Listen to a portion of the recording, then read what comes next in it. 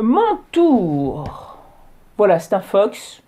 J'ai pas voulu me ruiner quand je l'ai acheté. Je voulais un tour pour faire des pieds. Voilà, des pieds coniques. C'était ce que je voulais faire. J'en ai fait quelques-uns. Ça marche. Alors, je suis pas très très forte avec le tour, hein. Je pense que je veux pas me disculper, hein, mais généralement, quand j'ai une nouvelle machine, ça se passe bien, on fait connaissance, ça, je dois m'y habituer. Et puis très rapidement, je m'amuse à l'utiliser. Là, c'est pas trop le cas. Je maîtrise pas bien les outils. Je crois que c'est eux qui pêchent. Je sais pas si vous voyez bien, mais ils sont un peu rouillés. Bon, ces trois-là sont moins pourris, mais je pense que je les ai pas bien aiguisés dans le sens où il me semble que cet angle-là, vous voyez là, il est carrément biseauté. Normalement, il doit être moins aigu que ça, cet angle. Voilà, en respectant pas ça, bah, ça améliore pas les choses, hein. Et peut-être que je les positionne pas bien non plus. Enfin bon, voilà. Je me suis déjà pas mal entraînée, j'ai fait quelques trucs. Voilà, je me sens pas super à l'aise avec l'outil. Même si là, c'est pas du tout une question d'insécurité. Je pense que je vais faire plus de rangements là au mur. Pour faire ces rangements, je vais me faire un outil qui va me permettre de faire c'est pas vraiment des queues d'aronde, mais ça y ressemble. Disons que l'emboîtement se fait tout droit comme ça. Et ça va me permettre d'en faire assez rapidement avec la scie sous table. Je vais prendre l'exemple de Lynn, Darbin Over Channel. C'est sur sa chaîne où j'ai vu pour l'instant cet outil le mieux détaillé. Ça a l'air quand même super précis. Il faut quand même s'y adapter, de compter les tours, etc. De manivelle, parce qu'il y a une manivelle. Mais bon, ça a l'air pas mal, donc je vais le faire. Je compte en faire un tutoriel. L'avantage, c'est que ça va être en français. Et ça va être en centimètres. Et puis j'ai acheté déjà la tige filetée. J'en ai acheté une un peu plus épaisse que la sienne. J'aurais voulu en avoir une beaucoup plus épaisse, mais le problème c'est que les écrous qui vont avec, il n'y en avait pas. Puis l'intérêt d'en faire un moi-même, c'est que je vais voir les limites des choses et puis je vais le partager avec vous. Mon aspirateur Makita. Depuis que j'ai installé le Dust Commander, j'ai secoué une fois la membrane, là, puisqu'il y a une membrane entre la cuve et l'aspirateur. À l'intérieur, il y avait de la poussière, mais vraiment une fine pellicule. La membrane était chargée de poussière et je l'ai bien secouée. La première fois, avant de nettoyer, secouer, bien dégager les poussières de cette membrane, je crois que j'avais rempli 2 fois cette cuve. Mais il faut dire que la membrane, je l'avais passée à la machine à laver. Donc même après l'avoir secouée, elle reste quand même avec de la poussière. Cela dit, c'est fait pour, hein. Et là, on est avant la deuxième cuve pleine. Et je sens que ça aurait besoin d'être dépoussiéré à nouveau. L'intérêt, c'est de prendre des repères. Et puis, je dirais que à chaque fois que je change la cuve, ça me coûte rien d'ouvrir et de secouer la membrane. C'est toujours ça, je gagnerai un peu de force d'aspiration. Alors, les limites de ce que j'ai fait pour l'aspirateur. Je jongle souvent entre les 2 tuyaux d'aspiration. Et en réalité, voilà ce que je fais. C'est que je mets ça là. Ça ici. J'ai mis un petit crochet. Je branche le plus petit. Et finalement, en réalité, je me sers assez peu de ce que j'avais fait là sur le côté pour enrouler celui-là. En fait, c'est le seul changement que je ferai par rapport à la structure que j'ai montée autour. Vaut mieux faire quelque chose de fonctionnel plutôt que quelque chose de bien rangé. Parce que si c'est contraignant, on va pas s'en servir, quoi. En fait, on va au plus vite, hein. Alors, j'ai mis mon ordinateur ici parce que en fait, je filme avec mon téléphone portable et sa capacité de mémoire est très réduite. Donc, périodiquement, je suis obligée de vider la mémoire et de mettre là-dedans. Mais quoique, des fois, je le mets ici pour écouter de la musique parce que le poste de radio capte rien du tout. Et j'ai pas trop de musique dans mon atelier, c'est un peu dommage. Je sais qu'il y a des postes de chantier, mais on revient toujours au même problème. Est-ce que ça capterait chez moi? Dans le sous-sol? Aucune idée. Alors, mes French cleats. J'ai toujours pas trouvé un vrai mot de traduction. Traduire littéralement French cleats, c'est comme si on traduisait French fries. On dit des frites en France, on dit pas des frites françaises. Je sais pas, j'ai pas trouvé le vrai mot. Mais c'est pas bien grave. Alors j'ai 2 Uzi, comme Lara Croft. J'ai 2 cloueurs à air comprimé. Tout simplement parce que j'avais d'abord celui-là, qui permet juste de clouer des clous, et celui-là permet d'agrafer également. Quand j'ai fait un treillis dans le jardin, j'avais besoin d'agrafe. Alors j'ai acheté celui-là, ça coûte pas super cher. Je trouve que celui-là, alors je saurais pas expliquer pourquoi, j'utilise le même compresseur pour les deux. Celui-là enfonce très très bien les clous et les agrafes, quelle que soit leur longueur, et celui-ci, il faut que je mette plus de pression. Alors c'est un peu embêtant parce que si je reviens à celui-là, du coup il fait des marques, il déforme le bois. Celui-là, même avec un peu plus de pression, la tête ressort un peu, il faut toujours bien appuyer. Côté poids, c'est la même chose. La particularité ici des French Clit, puisque je les ai décrochés, mes outils, le French Clit, voilà. Donc on m'a demandé de donner un peu plus de détails quand j'ai fait la vidéo. Je ne vais pas faire une vidéo spéciale French Clit parce qu'il n'y a pas grand chose à dire. Si ce n'est que là, donc, il doit y avoir un angle de 45 degrés.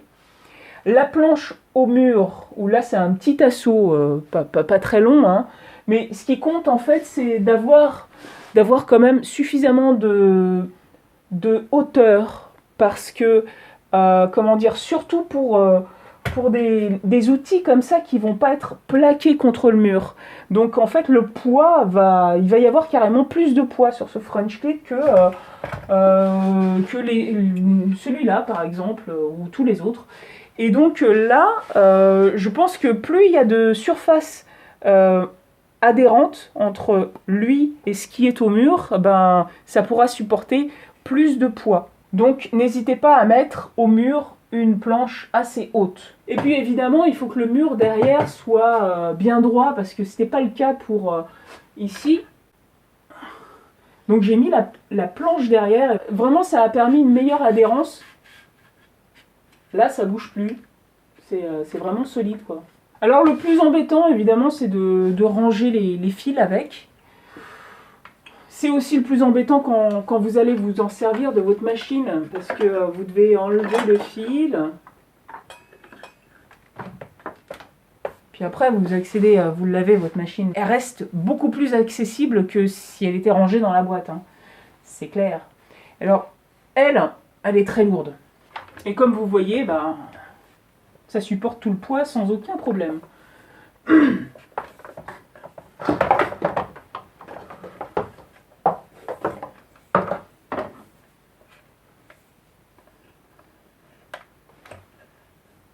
Les ciseaux que j'ai sont pas terribles. C'est quand même toujours utile d'avoir des ciseaux avec des tailles différentes. Mais après, pour l'instant, je m'en sers pas des masses. Donc cela me suffit largement. Je les aiguise avec du papier de verre, pas avec la meuleuse. Parce que ça s'échaufferait. Et puis aussi, c'est quand même super agressif comme outil pour aiguiser. Donc non, papier de verre, c'est très bien, ça prend un peu de temps, mais on le fait pas tous les 15 jours. Hein.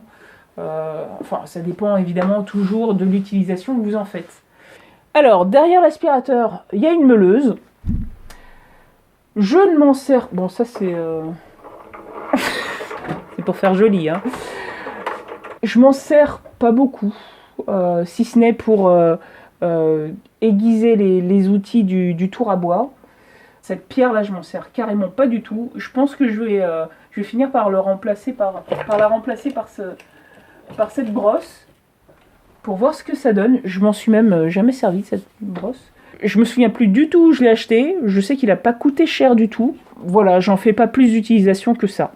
Alors, ici, sur le côté du caisson, j'ai accroché les fils, parce que sur cette marque, c'est génial, on peut enlever les fils. Mon meuble, pour l'instant, il est à moitié vide. C'est génial.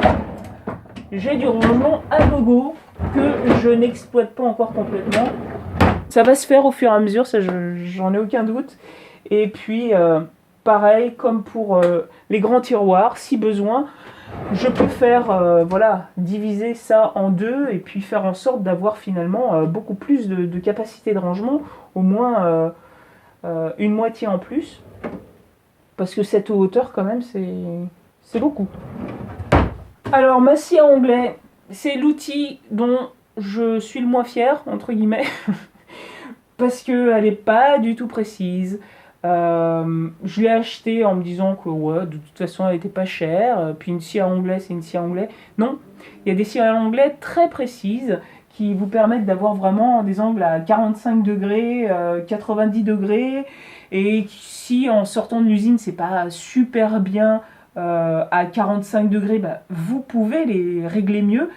Là, c'est pas du tout le cas. J'ai l'impression en fait que la lame vibre un peu. Alors, c'est pas la lame d'origine, mais elle est mieux que celle d'origine. Hein. Et, donc, je sais pas. J'ai vraiment aucun contrôle sur la précision et de possibilité d'améliorer ça. Donc, moi, je vous conseillerais pas du tout d'acheter celle-ci, en tout cas ce modèle-là. Je sais pas si la marque en fait des mieux. Il y a d'autres modèles qui coûtent un peu plus cher. Voilà, ce modèle-là, je vous le déconseille fortement. Des fois, on se dit que c'est mieux que rien, mais là, non. Sur la scie sous table, on peut se faire des outils qui permettent de couper à 45 degrés, voilà. Et puis, la coupe comme ça, avec un angle sur le côté, c'est pas quelque chose que j'utilise. Donc, cette scie ne penche que de ce côté-là. Et du coup, bah, le coffrage l'arrête avant d'arriver à 45 degrés.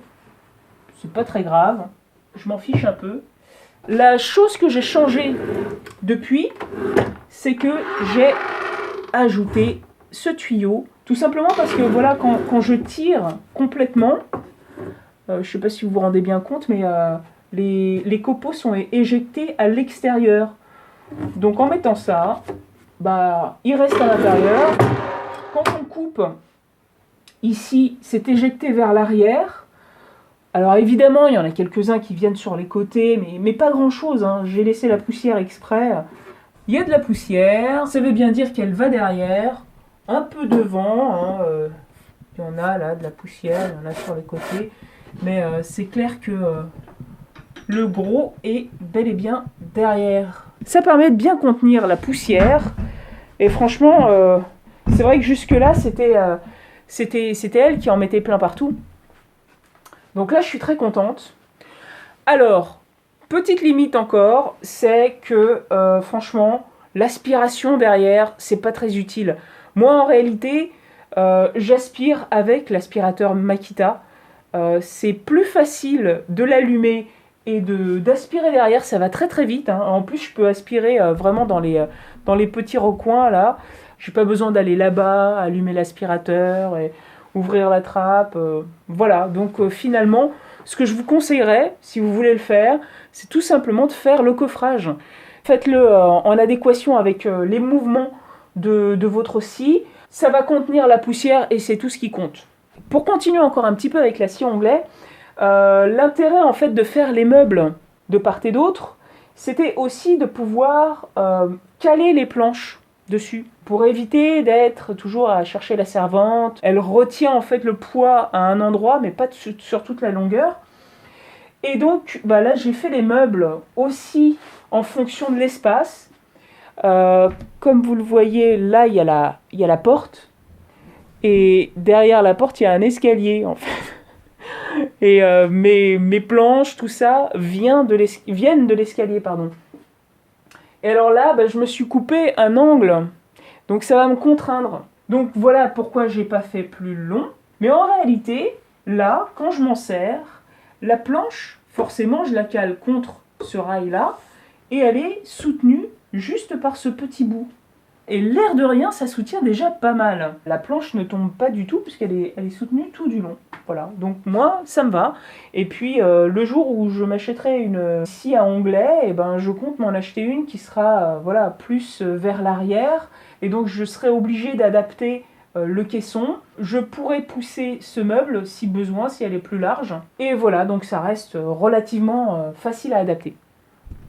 Voyons maintenant ce qu'il y a au-dessus. Alors, pourquoi j'ai de la colle américaine ?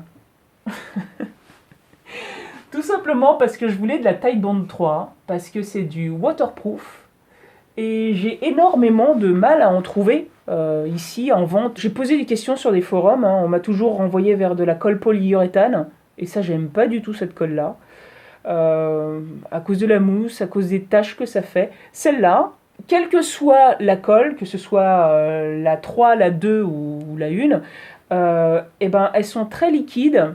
Au début ça fait un peu bizarre, mais finalement je m'y suis assez vite fait, parce que en fait ça s'étale mieux, et puis en plus ça permet de la nettoyer encore plus facilement. Donc avec un chiffon humide, c'est toujours plus facile de la nettoyer. J'ai acheté ce petit biberon de colle Titebond 3 et un gros bidon parce que j'ai des projets de meubles extérieurs. Je voudrais faire une table en fait pour le jardin. Une table qui resterait toute l'année dehors. Et donc bah voilà, j'ai acheté la 2 pour voir s'il y avait une différence, parce que celle-là elle est water résistante et celle-là elle est waterproof. Je pense que water résistante c'est peut-être bien largement suffisant, comme le dit Steve Ramsey, pour la Californie, mais pas pour la région parisienne, je pense. Une dernière chose avec ces biberons, ce que j'aime beaucoup, c'est le bec verseur. Vraiment c'est très pratique. Alors bon, celui-là il est tombé, je mets maintenant du scotch. C'est tout simplement parce que ici on voit peut-être la colle époxy que j'ai mis, et ben c'est tombé comme ça par terre, et ça a fendu à la base le bec verseur. Avec la colle époxy, du coup je peux plus l'enfoncer complètement. J'ai essayé de couper un peu, mais bon voilà, bon, je laisse comme ça. De toute façon, du coup je l'ai un peu agité, mais de toute façon ça doit être à peu près par là. Dans peu de temps je l'aurai fini. Alors, passons en revue un peu les outils que j'ai là.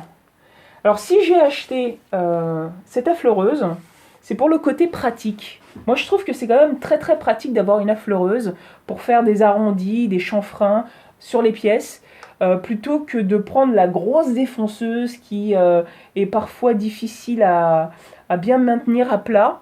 Ça c'est très maniable, et franchement je trouve que c'est sympa à avoir. Le seul point négatif, c'est que je suis obligée de mettre des fraises de diamètre 6.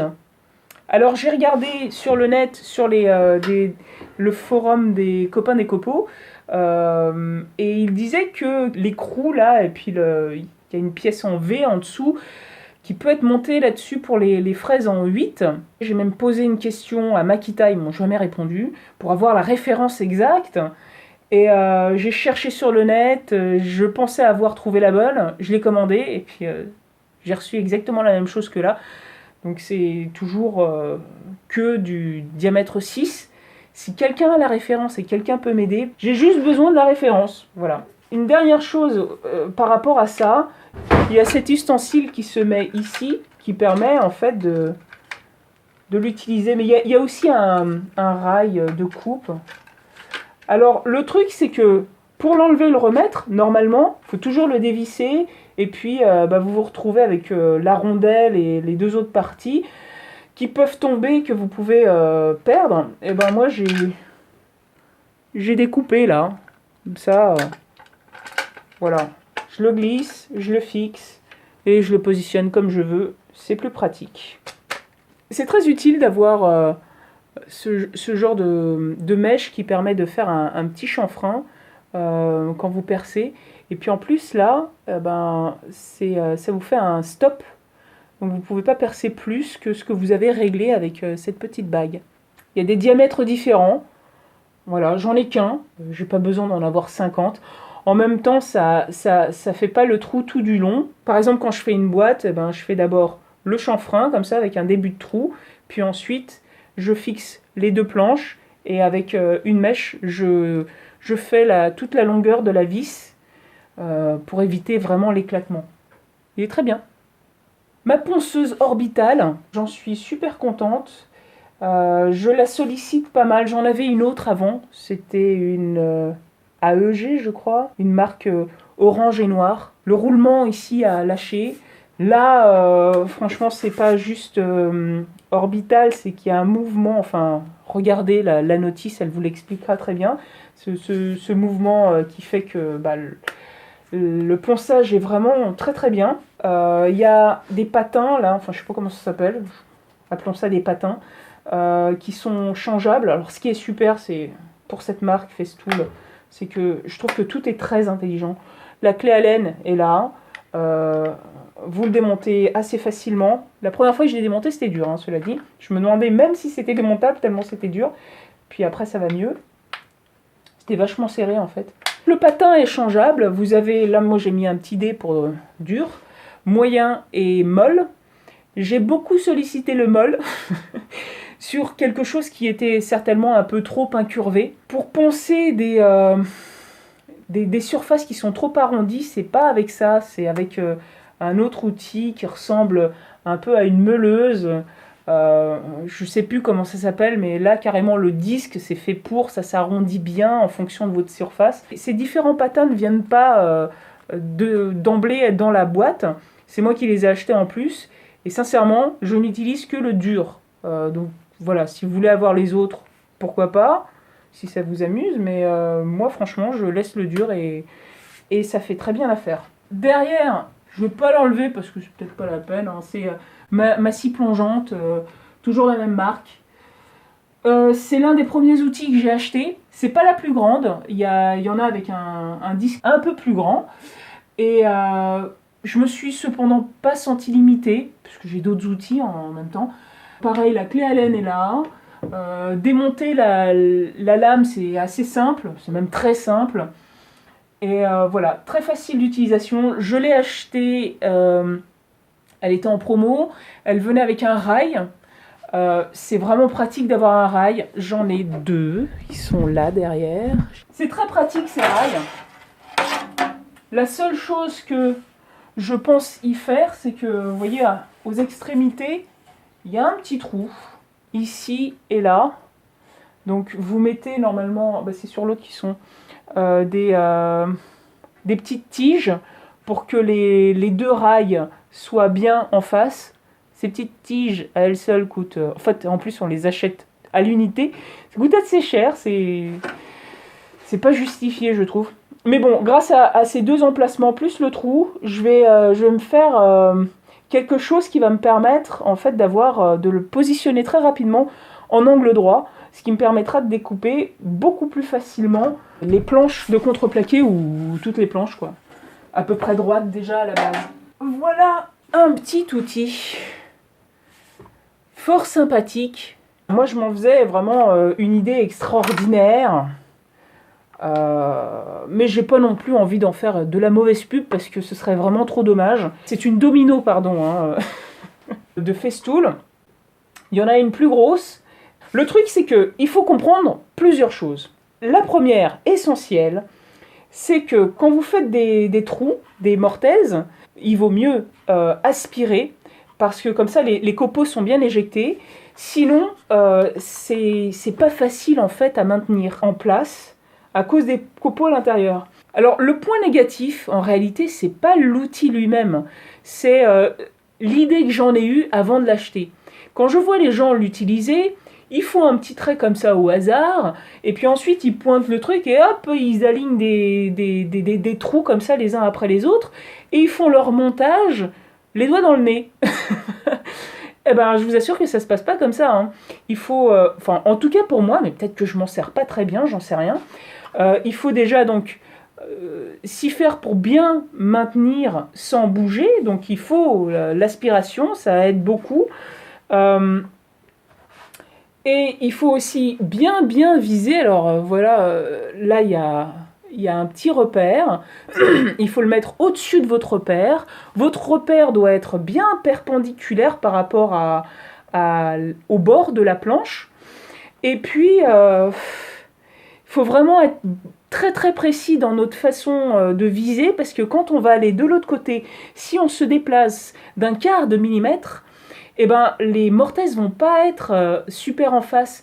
Et quand vous faites une longueur comme ça de planche, plusieurs trous, 3 ou 4, ou même plus, bah, ça va être très très difficile de les emboîter. J'en entends certains dire que bah, pour leur collage, ils mettent des dominos, c'est juste pour que ça s'emboîte bien et que ça ne se décale pas.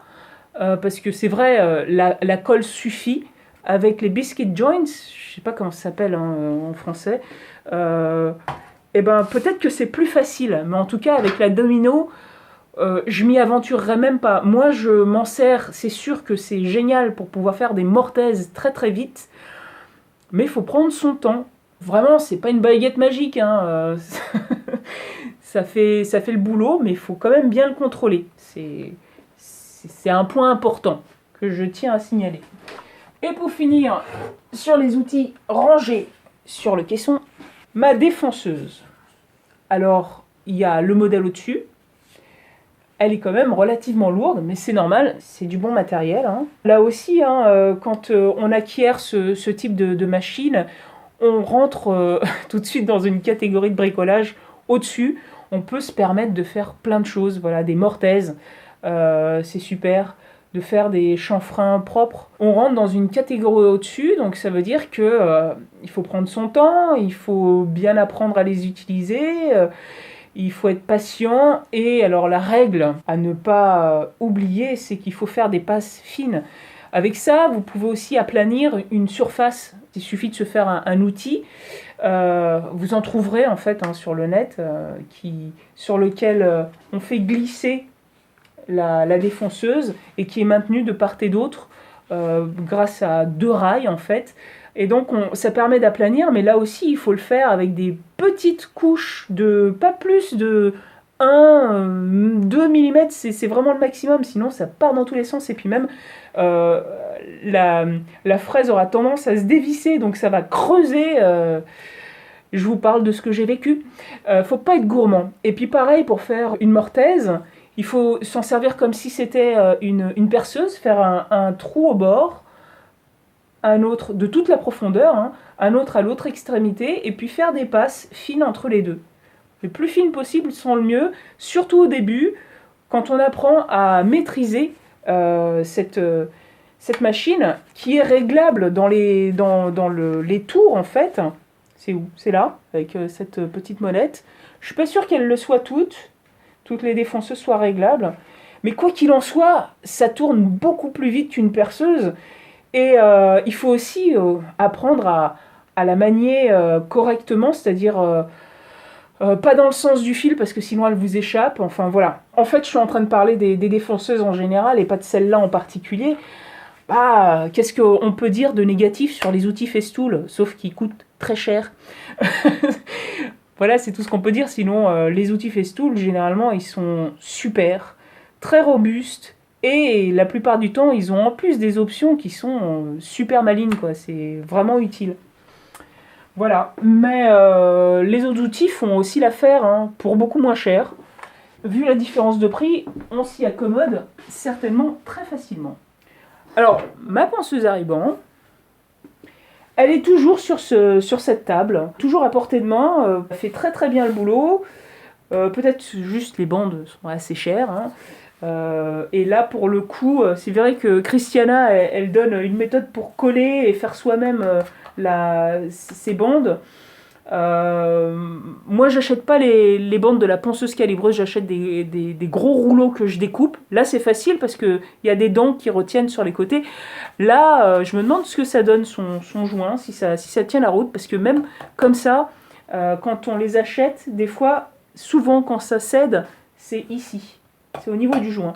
Ce qui me manquerait certainement, c'est d'avoir une ponceuse circulaire qui ont comme référence un plan plat, droit, perpendiculaire pour pouvoir bien poncer de façon droite, voilà. Mais bon, j'ai ça, je m'en accommode. En faisant des repères sur la pièce, on arrive quand même à se repérer, à faire quelque chose de relativement droit, mais voilà, ça demande certainement plus de temps et de précision. C'est comme tout, on fait avec les outils qu'on a, on aimerait bien avoir plus de possibilités, mais déjà, quand on en a quelques-uns, c'est bien. Alors voilà, sur ce mur, qui est nettement plus propre qu'avant, j'ai arrangé vraiment tous les outils dont je me sers le plus. ou ceux que j'ai envie de voir à portée de main. Par exemple, cette scie là à raser, je m'en sers pas si souvent que ça, mais en même temps, elle est tellement fragile que j'ai pas du tout envie de la ranger dans un tiroir. Enfin, elle a l'air fragile, hein, parce que c'est tout fin là les dents. Enfin voilà, j'aurais pas envie de l'abîmer.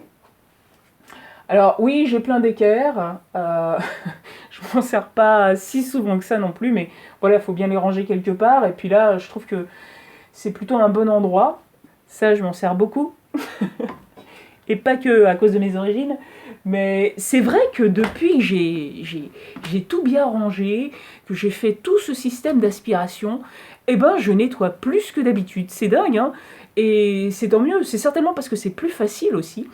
Et ça rend le tout largement plus agréable. C'est cool. Ah oui, alors j'ai mis ces serre-joints. Normalement, les serre-joints, je les ai tous rangés là-bas. D'ailleurs, je vous en ai pas trop parlé, mais je vais vous en parler maintenant. C'est toujours très utile de pouvoir avoir à portée de main ce genre de serre-joint pour fixer la pièce sur la table, etc. C'est un serre-joint Magnusson. J'en ai plusieurs des Magnusson. J'en ai acheté des plus récents que ceux-là et en beaucoup plus grand. Il fait 30 cm. C'est déjà pas mal hein, pour un serre-joint qui doit être à portée de main. Au-delà, c'est un peu encombrant. Et plus si pratique que ça, 30 cm, c'est pas mal. Sinon, j'en ai des beaucoup plus grands, toujours en serre-joint rapide. Je m'en sers pas tant que ça, mais j'aime bien cette marque-là, parce que l'air de rien, ça coûte pas si cher que ça. Et la force de serrage est quand même très très bonne. Alors les autres, l'avantage, donc là c'est l'ancien système, il faut pousser vers le bas pour débloquer. Voilà. Et les plus récents, c'est plus facile, c'est une petite molette. Voilà. Et franchement, je les ai achetés chez Brico Dépôt. Et il y en a qui disent que Brico Dépôt, ouais, je trouve aussi, il y a beaucoup de choses qui sont de la chinoiserie, mais il y a aussi des trucs très très bien. Et cette marque, je l'ai vue nulle part ailleurs. Je les ai achetés, hein, c'est pas un cadeau.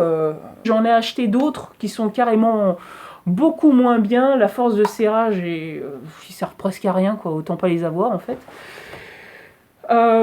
Mais après, c'est vrai que j'ai pas essayé les... je crois que Stanley en fait. Il y a d'autres marques. Je les ai pas essayées. Toujours en Magnusson. J'ai acheté récemment ces gros serre-joints. Là, ces grands serre-joints. Bah, ils font très bien l'affaire. C'est vrai qu'on s'en sert pas souvent des grands serre-joints, mais quand on en a besoin, il manque. Alors en réalité, ceux dont je me sers le plus, ce sont les petits là, les tout petits, voire ceux-là, ceux que j'ai rafistolés. J'ai aussi quelques Bessets, j'en ai acheté des très grands. Je les ai achetés en promo, évidemment, en fin d'année.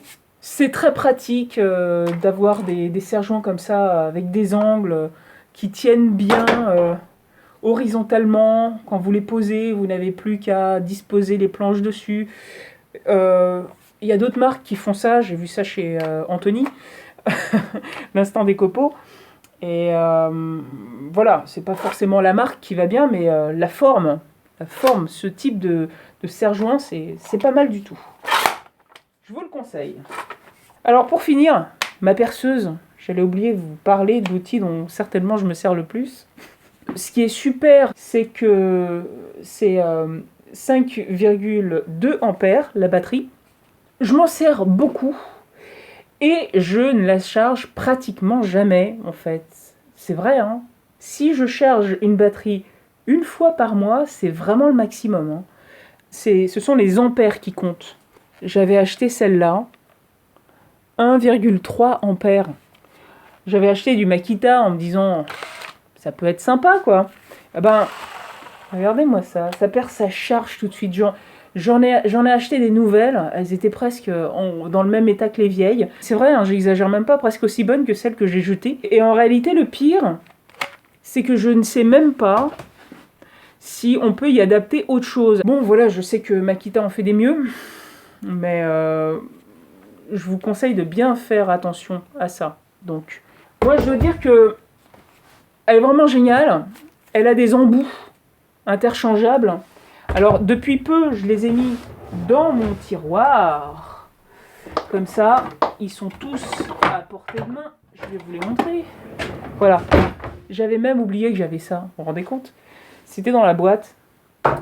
Il y a cet embout-là qui permet vraiment de visser ou percer contre le mur. Et puis, il y a le mandrin qui se... Tout ça, donc ça se remplace extrêmement vite. Le problème, c'est que ça tombe aussi. Donc, c'est pas la première mèche que je casse. Celle-là est légèrement vrillée, j'ai eu de la chance, elle n'a pas cassé. Et alors, le pire, c'est que, justement, quand je construisais mes Adirondack Chairs, en fin de journée, j'étais un peu fatiguée. Il arrive toujours des choses un peu dangereuses parfois, malheureusement, aux alentours de 5-6 heures de l'après-midi. Et là, j'étais en train de monter l'assise de la chaise. Et j'avais besoin de me mettre à l'intérieur de la chaise et j'ai trébuché sur la partie avant et j'ai marché là-dessus. Ça s'est enfoncé sur mon talon. Ça fait très très mal. J'avais pas des tongs, hein, j'avais des vraies chaussures. Mais bon, pas des chaussures de sécurité super épaisses et dures, mais voilà. Et donc ça m'a fait boiter plusieurs jours. Mais il n'y a pas eu de mal plus que ça. Hein. Ce qui est super pratique, au-delà des embouts, c'est d'avoir une perceuse à portée de main, toujours prête à servir, et une visseuse. Une visseuse à choc, c'est encore mieux. La technologie, elle est différente. Elle permet de vraiment enfoncer. Même souvent, ce qui se passe, c'est que la vis casse. Et avec une perceuse, souvent vous abîmez la tête de la vis. Ça tourne et puis ça s'enfonce plus. Ça, c'est l'une des choses que j'aimerais m'acheter bientôt. C'est une visseuse à choc. Ah, mais oui, je peux pas terminer sans parler de deux choses que je porte en permanence. Mon casque. Ah oui, c'est à l'envers. Alors, c'est Singer, la marque. Ouais, Singer. Quelle est la référence? HG106 PNR ou EN352. Je sais pas, mais en tout cas, ceux-là, ils sont, je sais plus combien de décibels ils font, mais il est vraiment beaucoup plus efficace que celui-là. Voilà, je note vraiment une belle différence. C'est sûr, ça protège du bruit, mais les autres, là, sont largement plus efficaces. Et ça compte, parce que personnellement, évidemment, j'aime pas respirer de la poussière, mais j'aime pas non plus le bruit. Même quand j'utilise mon aspirateur, je mets un casque. Enfin, le bruit me gêne beaucoup. Et c'est vrai qu'à la fin de la journée, si vous avez entendu du bruit toute la journée, vous avez la tête comme une pastèque et c'est super fatigant. Alors, le masque, voilà, je l'ai acheté en grande surface. C'est un 3M. Je le démonte assez régulièrement pour le laver. Cette partie-là, hein, en caoutchouc, je la lave. Pas les filtres. En revanche, ce que je fais, parce que, je sais pas si vous voyez, mais il y a déjà pas mal de poussière, c'est que ça, je le secoue. Je le tape, tout simplement. Et je remets. Et c'est tout ce que je fais. Je change pas les cartouches. En revanche, pour pouvoir avoir ces petits filtres, je suis obligé de porter les cartouches. Ça fait du poids, mais il n'est pas inconfortable pour autant. Parce qu'il tout simplement, il est bien maintenu ici. C'est ce qui compte. C'est cette sangle ici qui est la plus importante. Et puis évidemment, là, ça retient derrière le cou. Il faut pas trop serrer parce que ça peut faire une barre en fait. Hein. Ça, je m'en suis rendu compte à un moment. Il n'y a pas très longtemps, je les ai changés. Et j'ai remplacé tout simplement par un masque. Un masque que j'ai découpé. Et voilà, ça fait l'affaire. Bon voilà, c'est la fin de mon shop tour. Je pense que j'ai oublié pas mal de choses. N'hésitez pas à me poser des questions si vous voulez un peu plus de précision. Je vais essayer de faire la liste de toutes mes machines et de mettre les références. Comme ça, vous aurez leurs références et vous saurez de quelle machine il s'agit précisément. Si j'en oublie, pareil, hein, n'hésitez pas à me faire la remarque et je rajouterai dans les commentaires. Et si la vidéo vous a plu, n'hésitez pas à mettre un pouce bleu et à vous abonner à ma chaîne. À bientôt!